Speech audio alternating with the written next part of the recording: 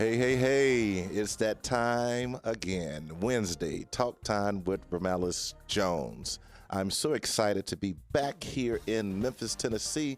Not too excited about the cold, but hey, I had my good time out there in LA with my LA family and had a great Thanksgiving season. And I hope that everybody that's listening had a great Thanksgiving as well. Well, tonight is a show that I know that it may not be comfortable for all, but it's going to be informative for some. I'm grateful that I have a guest here that's going to share a real life story. And that story is coming from what the buzz is that's out in society today. So tonight we're going to be talking about being transgender and in the church. So share. I welcome all of my AOM network listeners and to all of my Facebook Live listeners. Thank you for tuning in, but make sure you share and let them know that Talk Time with Romalic Jones is on with a special edition, being transgender and in the church. So let's get started. Well, this is a conversation that I wanted to have because there has been a buzz. As I said, I was in Los Angeles, and I see some of my Los Angeles people on watching. Thanks for joining in. My big brother, Derek, and some others that have joined in. I'll be shouting out to you as I see you on. But actually, I was riding with my big brother, Derek, and he has Kevin Hart's live radio show on, and they were discussing the situation about the NBA player Dwight Howard and his quote-unquote lover or what have you came out, and they were speaking that the person was transgender. And this morning, one of my favorite shows, The View, was on, and they was talking about this new show about the queer eye. So society has embraced, and society is learning, I would say, more about a culture of people. So tonight I want this show to be as informative as possible. We're not coming to bash, we're not coming to gossip, but we're coming to have a real conversation with a real person, and we're going to deal with real issues. So I would encourage you to have those of you that know, or even just share the page. This is coming live from the Sears Concourse, but it's on the OAM Network live Facebook feed, and I've shared it to my feed. So I encourage you to share. And one reason I encourage you to share is this platform will be one that you won't have to second guess. You don't have to make your own opinion about a person that has been that has transgendered. This person that I have, our guest tonight, is an open book. So the situation that went on with Mr. Howard and the quote-unquote transgender person that he was supposed to be dating, according to the social media announcement that the person gave, we are basing it from that. But basically letting you all know that this is real, and these are real people that have made a choice and want this choice to be respected. So from my position and the position that I've held, I wanted to hear from our special guest. And our special guest tonight is Kiara Cassidy.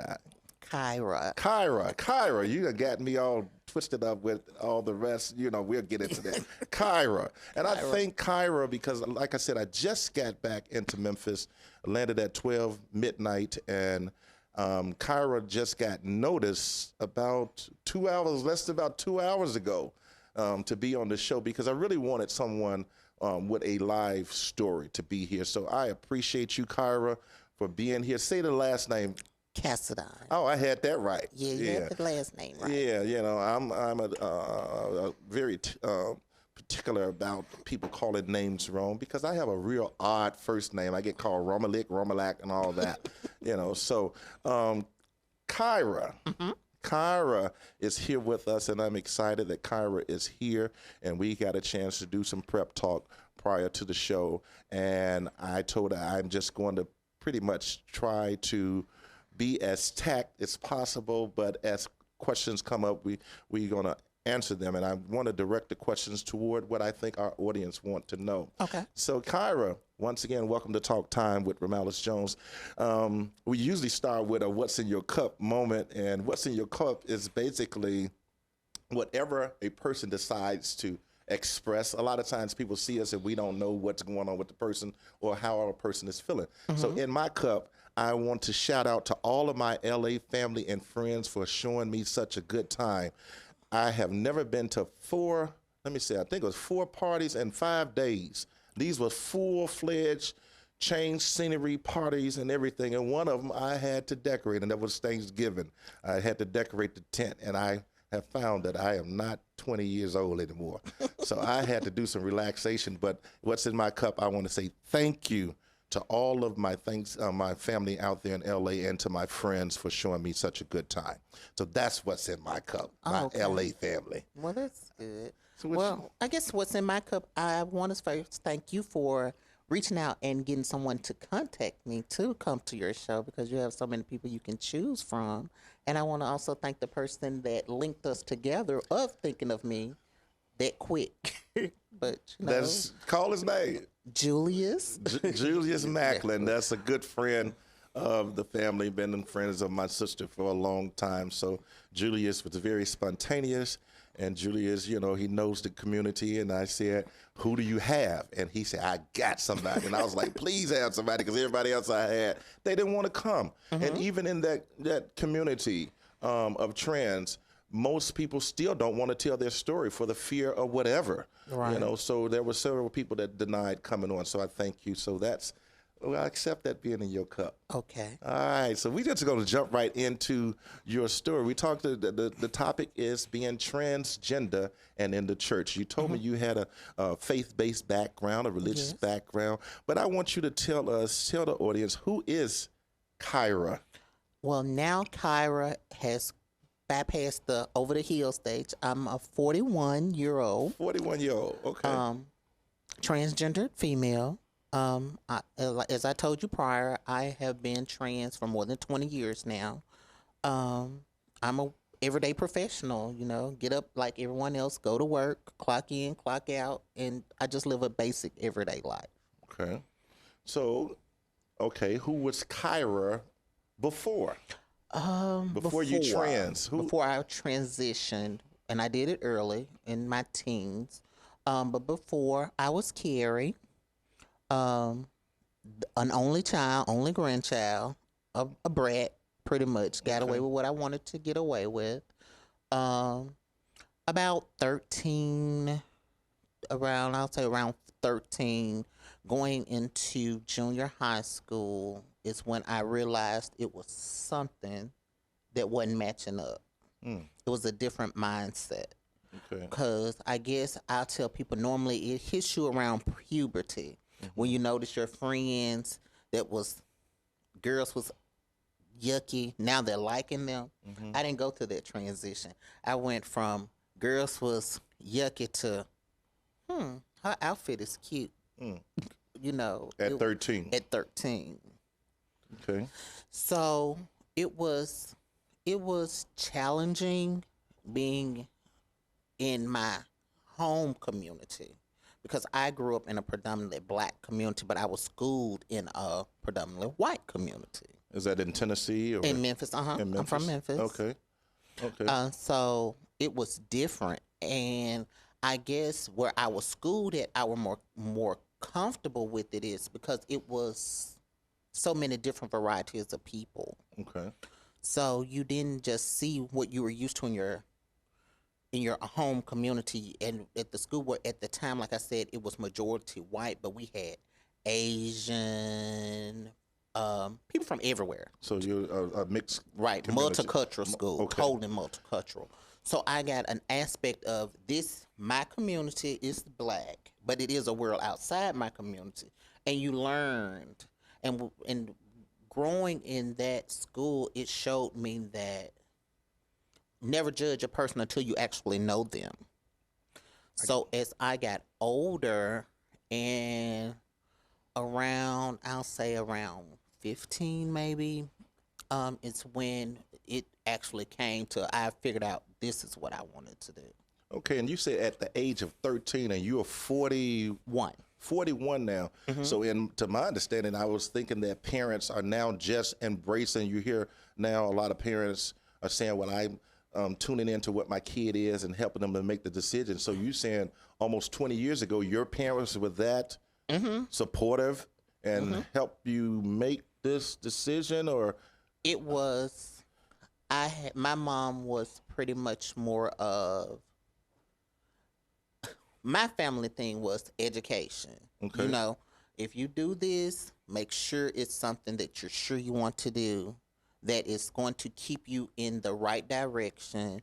And like I said, as far as with the church and things, my grandmother was just church down, and my grandfather was too. So their thing was, what denomination were you? Baptist. It's Baptist. Okay, and we're in the Bible Belt. Right. So, you know, my granddaddy sat on a lot of committees for the Baptist church and all that. So it was a thing of, don't let me, as old people say, come get you from the jailhouse.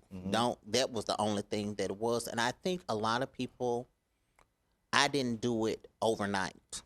And I think that's what a lot of people don't understand when you have a transgender child is, your child is growing and you are growing too. So y'all have to learn together. Okay. Because they have to learn that this is what they want to do, and you have to learn that this person is still your child, but it's a different set of clothes now. Okay. And I have spoken to parents in the past where they'd be like, I had a son or I had a daughter. No, you had a child. Okay. And for those that just tuned in, I see we having more people join in on our live feed. Hello, Shantae, and Evangelist Luella Patrick, a good friend of mine. I'm glad she's listening in, because I want the church community, as well as those that's not part of the church, to hear your story, because a lot of times we can be judgmental toward people, especially people that's coming from the religious community. So we're talking with Kyra Cassadine, who has transitioned from Carrie, right, to from Kyra. Carrie to Kyra. And you said at the age of 13, that's when you noticed something was different about you. Right. Okay, and that was clear in your mind that you knew. Okay, you knew that something was different. What age was it when you knew that you wanted to transition? I say between 15 and 16. And you were for sure at that age that you knew. Yes. Without a shadow of a doubt. Without. That was something, you say that was something internal that you felt? At 13, it was a feeling. At 16, it was a mindset. I knew. At 16. I knew for sure. So when did the process begin with your parents? When did you first have that conversation with your parents? I had it with mom, 15 going into 16, and my dad, I'll say around 18, because he wasn't in Memphis at the time. Okay. So when he got back to Memphis, I'll say around 18. How was their response? Mom was fine. Dad was kind of quiet. It was like, it wasn't a response. It was like, I can't say, because it was like so quiet. Me and him never had a conversation until later, much later, about it. Okay. It wasn't like it was a dismissal thing or push you away or I hate you. It was nothing like that. I won't say that. But it was like an elephant in the room. We don't, as long as we walk around it and we got enough space to get through this door, we're all right. And at that time, or are you still the only child? I'm the only child. So at that time, this was a father seeing his only child, his only son, wanting to be a girl. Right. A girl. Okay. So how is the relationship now? It's great. Okay. Okay. How was that process? After you had the conversation, after the elephant was in the room, then the process of the transition had to begin. How did that Could you give us some insight on that? And what age did that actually start? The transition started, like I said, around, I'll say, late 16, early 17. The noticeable changes because you go through hormonal therapies and things like that. So once everything starts to develop and your body starts to change, I say maybe within the first 2 years. And then that's when we start really having the conversation when they realized it was a serious thing. My mom, it was never a conversation. It was like, okay, let's go. We're going to go do this. We're going to go do that. But with my father's side, it was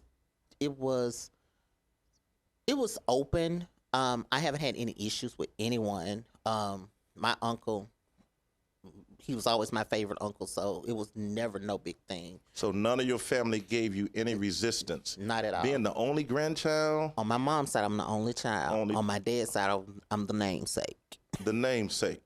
So you the namesake that decided not to carry that name over. Is Cassadine? That's my adopted name. That's your adopted name. Right. So once you make the trans, and you informed me about this as well. Right. Once you make the trans, you changed your name. Right. You go through the full thing. Do a person have to change their last name? Not if they don't want to. Okay, you just chose to. Right. And your full name now? It's Kyra Cassadine. Kyra Cassadine. All right. Where did that come from? Does Kyra mean anything? It was one of my best friends when I was little. It was her name. Oh, okay. And I always thought it was so unique. Okay, I got you. And I just took her name. Okay, I got you. Kyra Cassadine. Okay, so the family accepted you. And that's I guess a plus for you because most families don't accept their kids. It's devastating. Okay, to them because you thought, I like how you put it earlier. You had a child, right? Like one lady I said when you first were pregnant and you went to the doctor before you knew if it was a boy or a girl, all you worried about was hearing a heartbeat. That was the most important thing to you. Anytime you go to an ultrasound, you want to hear that heartbeat. That's the same heart that you heard from day one that's in this same person. So, that's what you worry about. So you're going to lose that main thing that you were worried about from the beginning for something that's going to make that same heart be there forever. And like I always say, like I've told people in the past, would you prefer for your child or your friend or your family member to live a life of misery trying to make you happy or die if they live 10 years being who they want to be? Then let me ask you this, and I'm sure somebody else is asking, how would you know at age 13 and then at age 15 whether you were living a life, whether your life was going to be miserable if you had this mindset? Or because it's all about being comfortable. Okay. Do you feel like that was too early? Not at all. Okay. Not at all. Do you have any regrets? Not at all. At 41? Not you say at 41. all. 41. It's been how many years that you've been trans? 20, I'll say total 24. 24 years. And you're actually trans. Right.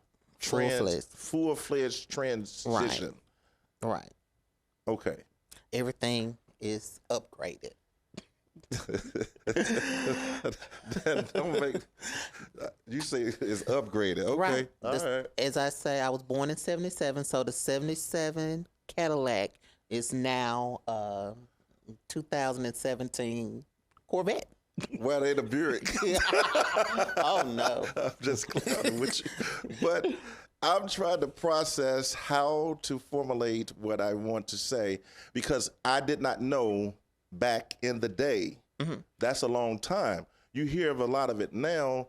Because it's mainstream now. It's mainstream now. Right. So it was a very expensive, was it an expensive process? Yes, it's something that is ongoing, and see back then, I think what it is now, it's mainstream within the Black community. That's what I was about to say. It's unheard of to have a conversation now with somebody that's Black, a Black now transition woman that was once a boy, that was born in 77, you didn't, I guess I didn't hear of it, didn't know of it. When I got out into the community, I didn't know about Now, it. keep in mind what I'm saying, full-fledged. Right. You got a lot of people walking around that's impersonators, but Right. you said you've been upgraded, as you would say. Right. Okay. I'm penthouse. I'm the Okay. penthouse. Well, I'm gonna let you call it whatever you want to call it. But like I said, this is something new. Right. To me, to know that within our community, you hear a lot of things, everybody doing what they want to do, and everybody, Right. quote unquote, there's so many different terminologies, like such as drag queen and all that. And somebody said that was their question, but it was unheard of that somebody has been full-fledged trans into a woman that was once a boy, and not walking around here, Anyway, so my next, with the family situation, we didn't talk about the family. You had a good support system with the family. Right. Now, we talked about being transgendered and in the church. Could you talk about your experiences in the church? Okay. Well, like I said, I came from a family that was very church based. Almost every member of my family was something within our home church. So when I got ready to transition, and my mom didn't even know, I wrote the pastor a letter, and we talked about it. The pastor of the church. The pastor of the church at the time, because I wanted to know, how was this going to work? Was I going to stay within this church? Is this going to be my church home? Because I've made up my mind this is how it's going. And we sat down, and at first he was like, he asked the obvious question. Stop for a minute. How old were you when you went to the pastor? 20. Oh, you was 20. By then you was 20. Okay. I was 20, and I went and I wrote him a letter, and we talked over the phone. This is a Memphis church? Memphis church. The church is still in existence? The church is still in existence. The pastor has recently passed. He was still my pastor. But it wasn't like any backlash, like don't do this or don't do that.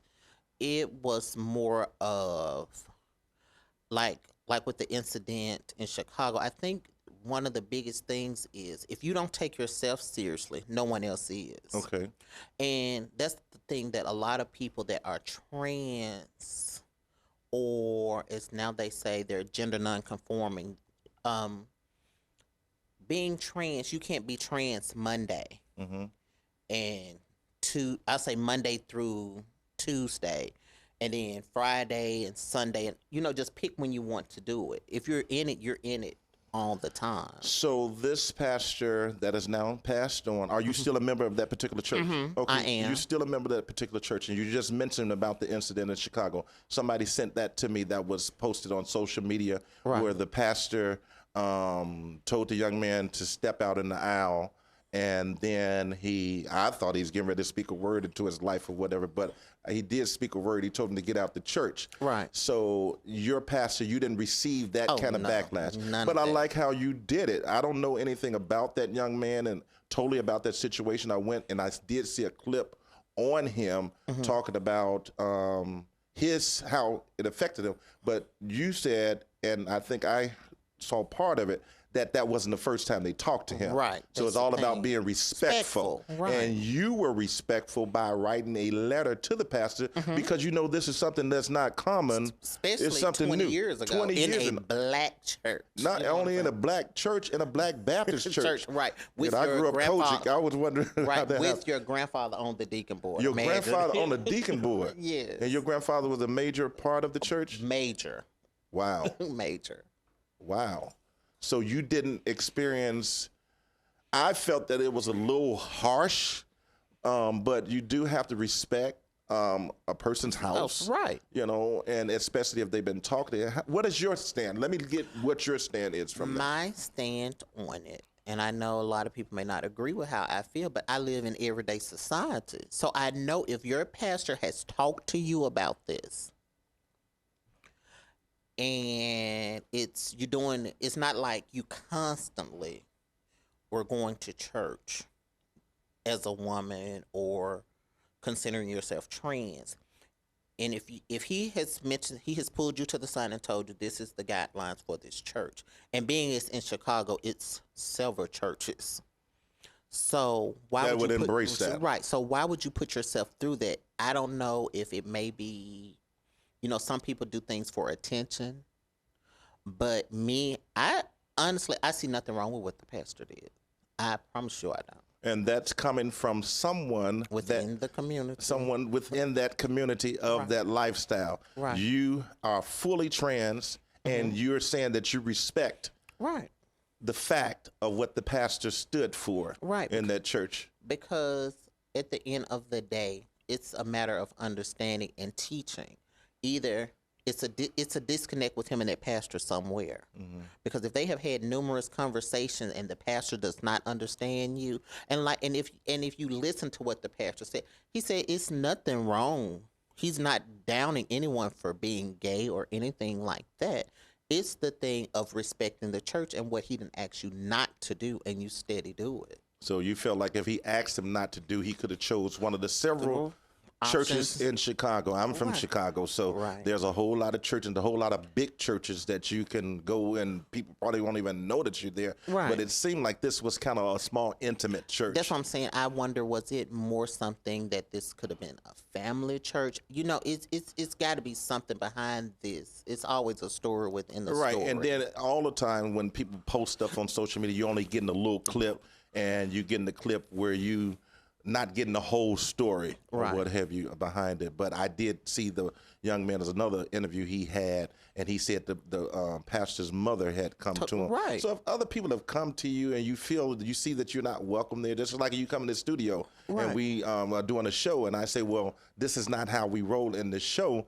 You should respect that. Right. But I know the pastor got a lot of backlash behind that or what have you. And like I said, it was just only that portion from it. So from your perspective, you're saying that, It's a matter of respect at the end of the day. If you want respect, you have to give it.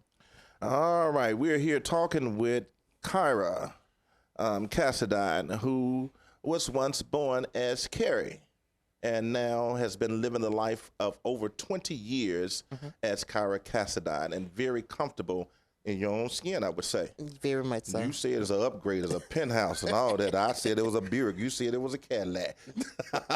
Well, good for you to be where you are. Because a lot of people, we've dealt with mental issues on Right. this show. And of course, we've heard of people committing suicide or whatever. I am not God. I can't tell you, what. All I can do is base our lives off of what the scripture have said, and then Right. you got to tune into the spirit. Right. With that being said, and before I say that, we're going to open up the lines in just a little bit for Okay. those that may want to call in. The number is on the screen. But with that being said, where are you spiritually? You are probably one of less than none, I would say, that have had that support. You Right. had the support of the family, and it sounds as if you had the support of your church, and you're still a member of that church. I really want to ask you what's the name of the church. But anyway, you have that support, and a lot of people don't get that. And there's so many people that are fearful. And we actually prayed before the show that I wanted this to be an informative show that can help somebody, especially those that are out there struggling with what's going on internally with them. Right. You don't have to commit suicide. You don't have to no. go to drugs. You don't have to do anything. This is a person that have made a choice, Right. and now we're getting into where you are spiritually. Who is God to you? Everything. Because if it wasn't for him, I wouldn't have been able to be the strong person that I am today. Because this life I'm not going to be honest, it's not an easy life for everybody. Everybody's transition is different.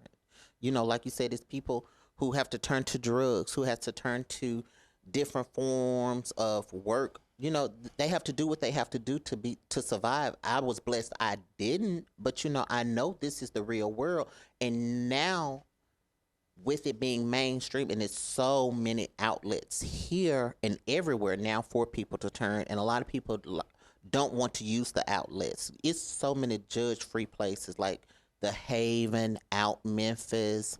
If you're looking for a church home and you're trans, Cathedral Praise is very welcoming. and it's all black based. You know what I'm saying? It's open for anybody, but it's a lot of things because within our community, it's being as far as black community, a lot of people are scared of the unknown, even within themselves. So spiritually, do you communicate with God? You talk to God? I couldn't survive a day without that.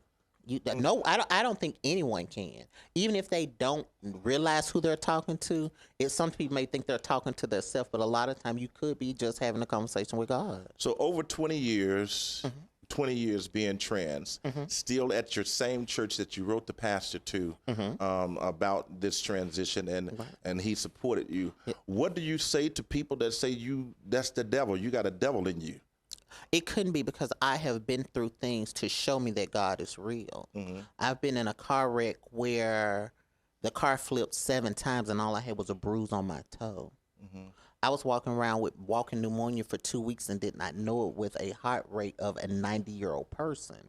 So it's things in my life have shown me that my God, like I said, you have to have a personal relationship with God. I don't know what your God may tell you or someone else's God, but my God let me know that he is real.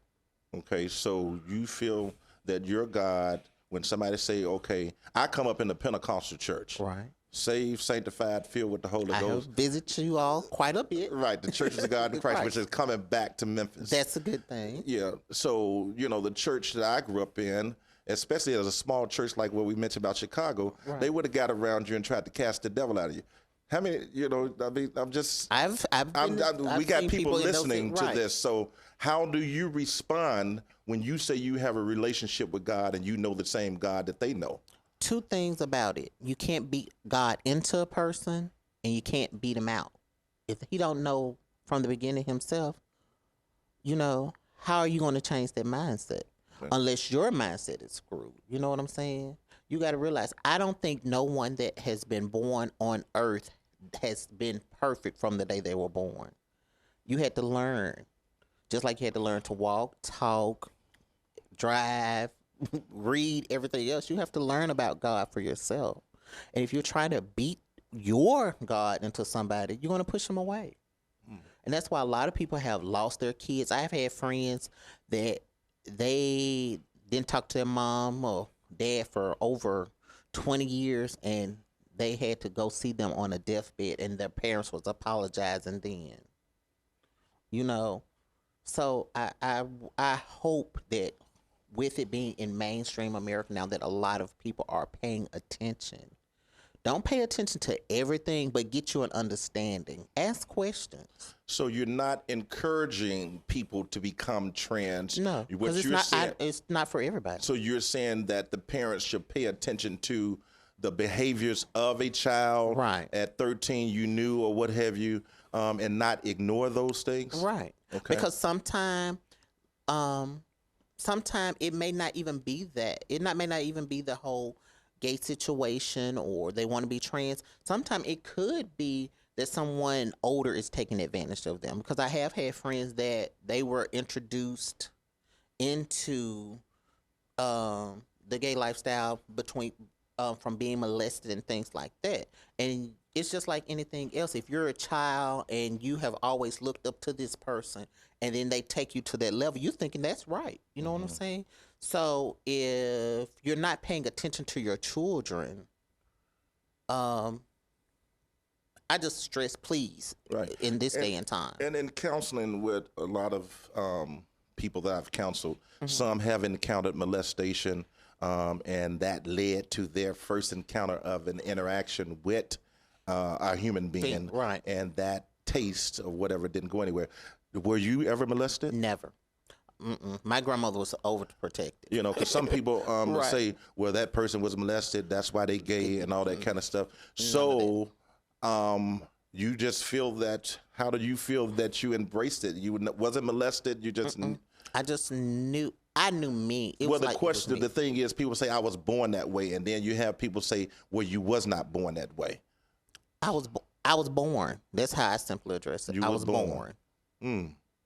Then what about the sanctified folks say, well, have you been born again? I was early in life, and later in life also. Okay, so that goes back to your spiritual walk Right. with God. And I'm just trying to pull out some of the questions and the mis thoughts that people have Right. with a person that is living the life that you're living. Right. And this is real. Very much This so. is what we have, real talk, real conversations, and you are a real person that has transgendered from Carrie to Kiara. Kyra. Okay. So I'm processing all this. Kyra Cassadine. So the lines are open, 901-457-4677. I see some of you are commenting about what we're talking about here. If you want to call in, I'm sure Kyra can handle any questions that you may have. I see a lot of comments on here. Let me ask you this. Psychologically, and I know we done skipped over all the questions I sent you earlier, and I told you we weren't going to be bound to just those questions. Psychologically, how, when you went through that, what age did the process actually start? Psychologically, I would say yeah. Mentally and psychologically, I would say 15. 15. That's when the process started going. So do you ever have you said it earlier, you had no thoughts of going back. No. What kind of psychological treatments did you have to go through, or do you have to go through any psychological treatments? Back then, it wasn't as much, but now they do recommend that you go through counseling for at least 2 years to do mental exams just to make sure, because a lot of people can't deal with it, because this is your everyday life, and it takes a strong person to transition, especially if you don't have the right support system. It's all about support, and it's all about knowing yourself for sure. Because I have had friends who have transitioned and transitioned all the way, but now it's a thing called detransitioning, where they go back. So it's possible once you made a transition, Not full transition. Okay. Not if you get a sexual reassignment surgery, you can't go back.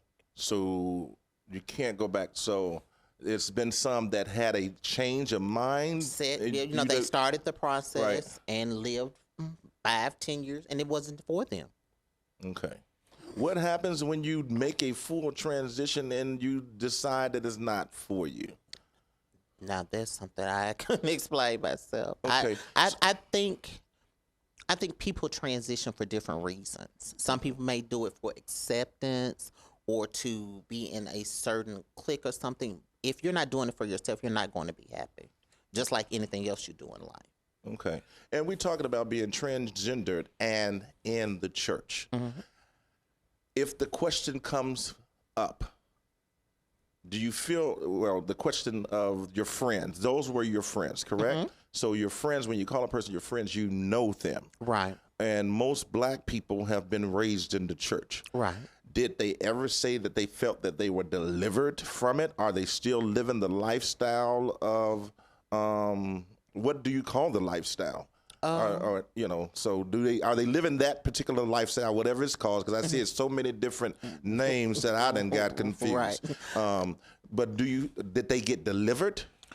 I don't think so. I think most of the time when that happens, it's something in life. That it was something that got caught up in life. It wasn't the delivered.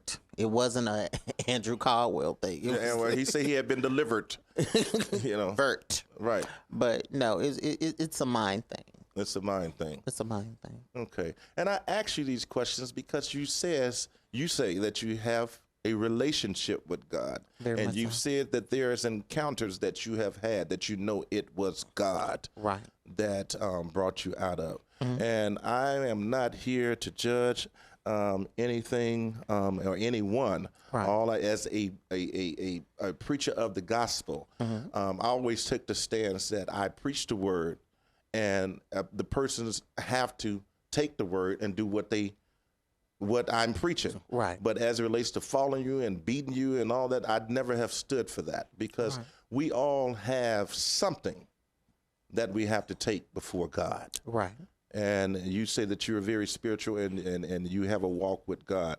Let me, with that being said, when it comes down to dating, you know, when you're dealing with transgender or people that cross-dress or live in drag or whatever that looks like a woman, when it comes down to dating, do you date? First of all, do you? Yes, I date. 21 years, you ain't supposed to been dating over 20. You've dated? I've dated. You've dated. Yes. Okay. Seriously? Seriously. So when you date, do you go after heterosexual men? I date men. You date men. Right. Men with confidence. Okay, men with confidence. And I wanted to lead into this as we talk about Dwight Howard. Right. You know, I respect people in their own shoes, but people look at him as a NBA player, look at him as what you say, a man. Right. And this person that he had allegedly had an affair with, I'll say that because I haven't heard him talk or whatever. He identified himself as a boy. Right. He said he just have long hair and he make himself, he look like a boy. Right. Or what have you. So from his stance, it sounds like Dwight Howard knew about it. Mm-hmm. Do you let men? Oh, yes. No. I would never play with anybody's life like that. Okay. Because this was my decision to be who I am, and it should be your decision if you want to be with me. Okay. So when you say you date men, I felt what you said. You mean you date all or just a man? Right, a man. They don't have to be quote unquote under the terminology a gay man. Right. So you have dated men that identify as heterosexual. As a heterosexual. Right. And you have had encounters. Yes. I told you before the show, I didn't know how to ask certain things, but I know people you are very transparent. Very. And I know people want to ask these questions and they don't. So we here at Talk Time, real conversations with real people dealing with real issues. Right. So dating these heterosexual men, these are everyday men that you see out in the street. Right. That nobody would probably even suspect. No. And they know that you are trans. Yeah, they do. So you've been in relationship with them. Yes. You've had relations. Yes. Physical relations. Okay, physical relations. All right. Ain't nobody calling in. People are scared to call in and talk to you. I think I may be a little too open. They may not know how. No, but I'm glad that you're being open because, you know, this is real talk. Like I say, you know, the society is changing. You see on Fox TV, one of our main stations, Empire, you see the Queer Eye, you see all the cable stations, networks, or whatever. Right. People are dealing, they're embracing their inner person, as you said. Me and a friend was talking about that. When we were little, you had to sneak just to see somebody almost kissing. If you didn't have HBO or Cinemax, you didn't see that every day. Now it's on mainstream. They cuss. Mm-hmm. It's like, you know, we living in an open world. So if you're in a closed mind, you're going to really suffer now. I was and just to get my tire fixed, and I hope they tuning in to the show, my mechanics or whatever, with the tire people at the show. And I told them what I'm going to talk about on the show. And it's the typical response, you know, from people. Oh, God didn't make them, they ain't of God. So how do you feel about that when people say that you are not of God? God didn't make you. God made everyone. You sure? I'm positive. First of all, think about this. If we are true to what we have read within the Word, Adam and Eve didn't even know about sexuality or nothing. They were walking around with just naked. They weren't thinking about the Word. You know what I'm saying? Mm-hmm. So imagine if we did that on this way, and you had to judge a person just looking at them. You know nothing else about them. Well, I'm glad God made some clothes because I wouldn't want to walk around here and see Delilah and Gil. I just would not want to see him in a fig. These are some of my people in the studio, y'all. So when a person say God didn't make you, your response would be that God did make you. Right. You are not of God. Impossible. You're a eunuch. You need to be a eunuch. I saw somebody say you need to be a eunuch. You're supposed to be a eunuch. That's like saying that you're an alien, really. Yeah. So, like I said, we're here to educate from a person that's actually walking in the shoes of what we see in the church all the time. Right. There's so many people that's not living their truth, and I may get in trouble for this, but hey, this is my show, and I am my person. But I feel that the church is the breeding ground for homosexuality because you have so much molestation. You have all kinds of things that's going on from the pulpit all the way to the back door. And when it comes down to a person, it sounds like you made a sound decision and you have had the support of your pastor. You're still at the church and you've had the support of your family. But nobody wants to deal with what we're seeing in the church. As long as it's in a pretty package and we can put it to the side, it's like a gift up under the Christmas tree. You don't know what it is until you unwrap it. And that's what church is now. It's all about keeping that fancy bow on a terrible package. If you see a lot of churches, like a pastor, I was watching something, and his sermon was, we condemn gay, but as long as they are directing the choir, hitting the highest notes, it's okay. He said it. It's a pastor. I cannot remember the man's name, but it's on YouTube. And his sermon, he was saying, if we're going to accept part of, you got to accept it all. Okay. And that's how people are. As long as you don't see it, they can see it all day. They see it, Yeah, of course and they do. I mean, it's not just. Well, of course, we're dealing with this culture because you're here, Right. But it's a whole lot of things that goes on in the church, and we just look over it. Right. As far as people that, like I said, dealing with mental illness, we had people that's been abused on this show. From pastors and everything, and people that deals with drugs. Right. I had a church what we called Prayer House of Deliverance. It was all kinds of people that walked through there, and I embraced them. Right. Because we all are God's creation that needs His help. True. So I'm one that, like I said, I put what my beliefs that's out there, and you don't have to receive my beliefs. You just walk into your own skin and in your own shoes. But I'm not going to follow up behind you to say, Kyra, you shouldn't have been doing that, or you shouldn't be doing that, this or that. Right. That's not my place. That's why I asked you the question, where is your relationship with God? Right. So once again, 901-457-4677. Call in and talk to Miss Cassidy. She ain't going to bite you. Very pleasant person, pleasant individual. I am appreciative that you have come on to enlighten us on your walk in a life of transition for over 20-some years. One other question. I have several other questions. I told you we were just going to go around this. How have the community, have you felt any backlash? You seem like you're an open person. So on the box where they ask you to check transgender or whatever, do you get any backlash from the people in the community? No, not at all. You've never in 20-some years? Never. But I do have one funny story. This was years ago. I went to get a Social Security card. Okay. And we were in the office, and it was me, my mom, and my godmom. My mom had to get hers, so she went up to the desk, showed the lady her ID. They printed out, they give you a little slip of paper. This was many years ago. And they gave her her slip. So it got to be my turn. And I'm standing there. I gave the lady my ID. I'm still standing. Okay. I was like, as in the community, we said, oh, they clocking. So she took my ID to this lady. Lady looked. She's staring real hard. Then another lady, she took it somewhere else. I'm like, okay. Now you're getting a little too far. You're taking me around too much. You're just going to tell everybody in here. So it got back. Then this lady comes from somewhere. It says this on your ID and this right here. And I don't think I can give you. And I had to stop her right there. Oh, you're going to give me my Social Security card today. So was your Social Security, is it with Cassidy? No, it wasn't then. It hadn't changed. I hadn't changed all that back then. It was, I was this, but all that was still You hadn't finished the process. Right. I was in the beginning.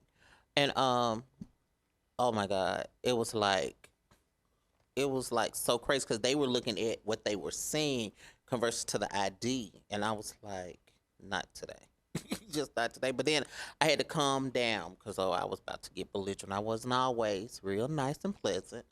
But then I had to realize, oh, maybe this is the first time they encountered this, especially here in Memphis and black, you know. Like in school, I had white friends. I had a white friend that transitioned soon as we were out of high school. I mean, full 18. It was like birthday, bam, go get surgery. So, you know, it was different. So once you transitioned, fully transitioned, did you have to get a new social security? No, that doesn't change. You always keep that same number.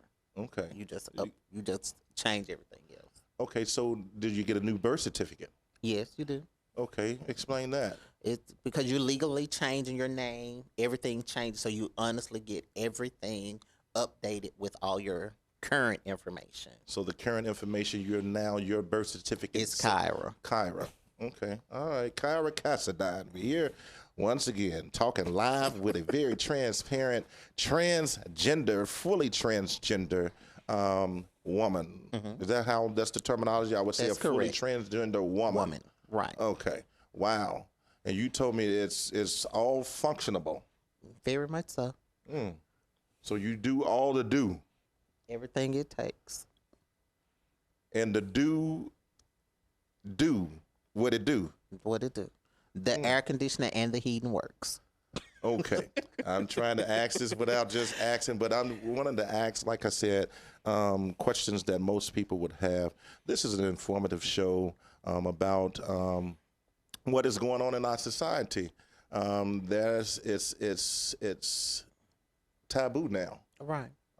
And you don't want something as serious as this to be taken lightly. Very much so. And also, those that are parents, those that are grandparents, you don't want to be ignorant to what an individual such as Kyra has gone through. Right. And you don't, as you mentioned, you don't want to be on that deathbed because you was ignorant to the conversation or ignorant to what a person has done, right, and be crying and saying, oh, I wish I had loved you or whatever. I was on the beach on the other day, and I did went live, and I just looked at the water. And as I was looking at the water and just looking at the people just out there in the sun, I just said, live and let live. Right. You know, we all have to have a belief system, and it sounds as if you believe in God, but none of us have been dead before. Right. None of us know what's beyond the beyond. Or the moment before death. Right. So, and then I've seen people transition, and they can hear you, but they can't respond.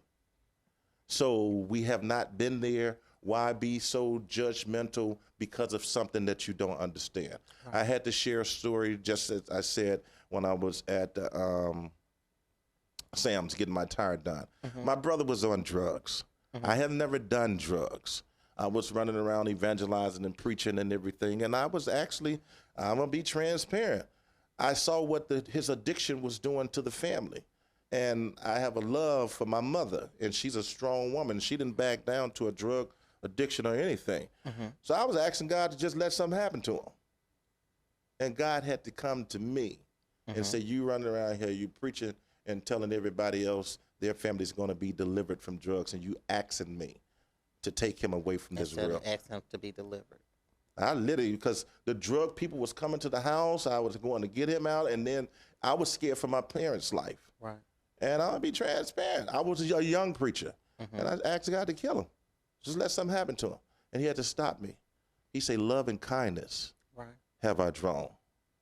And I went to my brother, and I told him, we got to give you some tough love. We ain't running no more. But if you need my help, I'm going to be there for you. And we was just new to Memphis, and Charter Lakeside was way out. Right. But I stopped what I was doing when he came to me, and he said, I'm ready for some help. And I'm so grateful that I didn't let my ignorance to his addiction push him away. Because he died free of drugs. See? Because I showed him some love. Right.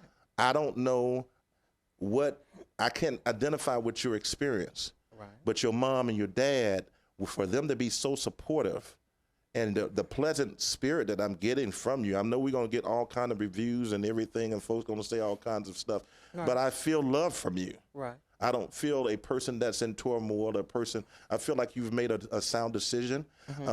I can't say that I would encourage anybody to do that because I'm still not there. Right. I'm still not there. Of course. You know, but I'm going to embrace you as God's child. Every person that had a child got one that's got that's a knucklehead in the family. We got a caller. I go to that. I'm glad we got a caller. But every person that have a child have a knucklehead in the family. So every one of your children ain't gonna be perfect. Caller, are you there? Yes, I am. Thank you for calling in. Who's joining us tonight? This is Sunshine. Hi, Sunshine. Where you calling in from? Hi, how are you? I'm calling from Memphis, Tennessee. Okay, do you have a question or a comment for us tonight? I want to say to the queen that she's definitely a queen, and just keep believing in who you are. And some things that she said tonight helped me identify myself even more closely. You know, I'm gay, and I am considered as a stud. Okay. And, you know, it just made me feel more confident in myself. Always. You know, and I love your TV show. I love it. And I just want to let you guys know that you guys are looking good and sounding good over there. And just keep being true to yourself, sweetheart. And you do are also. Definitely true. And you are a gorgeous queen in my eyesight. Thank you so much. Thank you so much for calling in, Sunshine. And you have a wonderful royal night. Thank you, guys. And you guys have a Merry Christmas and a Happy New Year. You do also. God bless you. All right. Well, so much for that, Queen. Penthouse. We got another caller calling in. That's right. Let these calls roll in the last few minutes. Caller, are you there? Hello. Hello. Yes, I am. And who's calling on tonight? Hey, this is Nisha. Hey, Nisha. Where From you calling? Memphis. From Memphis, Tennessee. Memphis. Okay, Nisha. What you got for us tonight? I just have a question. I just actually tuned in, and I don't know if the guest professed to be a believer. Are you a believer? Of course. Okay, so I just have a question. So when someone chooses this particular lifestyle, and as being a believer, when we talk about like abstaining and being celibate, is that something that you still believe in your lifestyle, or is it because honestly, for a long time I think I dealt with how I felt about transgender and homosexuality, but I feel like that we all are born with something. Right. You know, like some people are born alcoholics. I truly believe this, but there are some. But then, if you, as a believer, you're called to, like submit that to Christ and struggle for His sake. You know, not to give in to it. So, as a transgender, like, do you or does the majority of the community believe in and just walk in the celibacy or just no fornication? It varies. It varies. It's just like with a heterosexual lifestyle. It varies. You know, when it comes to the topic of intercourse, everybody look at it as it's a time or a certain age. It just depends on the person. And so, with you being a believer, where you stand, and how do you view it? Do you feel like that love should choose how you physically interact with someone, or do you believe that the Word of God says to abstain, and that's what you believe? My personal belief is, for myself, my body is a temple. I don't put everybody in my car. I don't invite everybody to my home, and I don't give everybody my phone number. So, of course, I'm not going to let everybody within my personal space, within my body itself. So, like I said, anything that you value in life and you cherish and you feel it's worth losing, you don't invite everyone to it. You know, always know yourself and always make sure it's your decision. If you're abstaining, like some people may say they want to abstain until marriage. If that's what you're saying and you say that Monday, don't change because you think you love somebody on Tuesday. If you stick with it, because if they truly love you and honor you, they'll wait. So it's all in your mind. You have to stay, anything you do in life, you have to stand strong with it. And within the community, it's just everybody. Everybody has a different outlook. And I guess I was, but I guess the hard thing about outlooks is that we got the Word of God and then we got outlooks. So I was just wondering, just how hard is it to digest, or easy even to digest, being a believer or a professed believer in a certain lifestyle, and then like I said, in the Word of God say different things, because we can all go back and forth about homosexuality and things like that, but I think we all can agree on just holiness. Right. So I just wanted to know your viewpoint on that. Okay. That's all. So I hope I'll be able to watch the whole video, because you guys may have addressed this, but I'll watch the whole video. Thanks, Mr. Jones. You're so welcome. And that was a wonderful question, Nisha. God bless you and happy holidays to you. All right, you too. Thank you. All right, and go back and watch the rest of it. But that wasn't a question that was asked, and that was a good question. Right. That was a real good question. You're being spiritual. You've accepted your lifestyle. Right. How does a homosexual or whatever that's saying that they're a believer, if the heterosexuals have to abstain from sex, how do I know we're running out of time, but how do you do make that? it a part two. I guess we do need to make it a part two. But how do you not go and let everybody in your car, like you say? Because because time. if you're supposed to be a believer and you're supposed to be sustaining from sex, that goes for everybody if we going according to the Bible. Right. So that's a good question. How do you stay saved and not have sex as a transgender or a homosexual? Because the rules apply for everybody. Right. Now I know that's hard. Right. That's hard for the heterosexual, sanctified, filled with the Holy Ghost. Okay, but that was a great question. Very smart question. A very smart question, because wow. Thank you, Nisha. That was Nisha, right? Right, Nisha. You know I'm bad with names. I'm going to try to be a good host. Okay, this has been a great show. I really appreciate you for coming in. Was it anything else? Before we close out with this Dwight Howard situation, did you want to make a comment on that with that person? My thing with the Dwight Howard situation, I want people to understand it's not cute to play with someone's livelihood, because at the end of the day, that man is on a certain level where that is a professional. You're not just messing with him. He has a family. You're messing with his children. Say his children can't accept that, and you hear one of his children go off and commit suicide. Put yourself in that place. You know what I'm saying? Right. Outing is never it.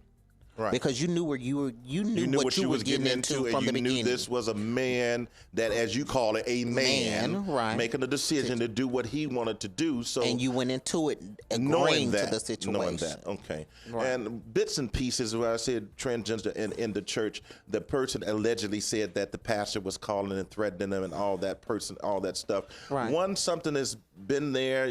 There's no need for the church to try to cover and hide things or whatever. None of us want any dirt or any mess that have come out. But just as Jesus did, some things you don't even have to put a word to. When they brought that woman to him, all he did was wrote in the dirt. Right. And he said, "He that is without sin, cast the first stone."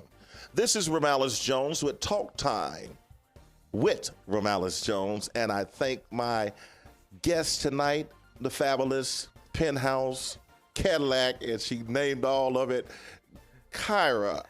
Thank you. You got it right. Cassadine. Right. If you've tuned in, we hope that this have been something that you can learn from and not judge from, and know that everything that is a living being has been created by a living God.